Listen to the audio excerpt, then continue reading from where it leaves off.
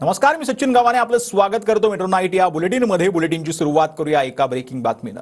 बातमी आहे मवियाची। निकालाआधी महाविकास आघाडीमध्ये मोठ्या घडामोडी पाहायला मिळतात। ग्रँड हयात पासून मातोश्री ते सिल्वर ओक पर्यंत मवियात खलबत पाहायला मिळत आहेत।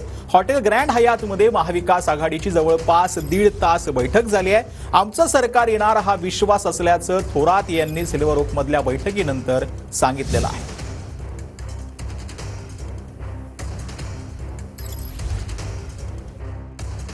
आम्ही एकत्रपणे बसलो, महाविकास आघाडीचे आम्ही सर्व, आणि त्यामध्ये एक चर्चा केली। सर्व आढावा आम्ही केलेला आहे, एकत्र रिपोर्ट घेतलेले आहेत।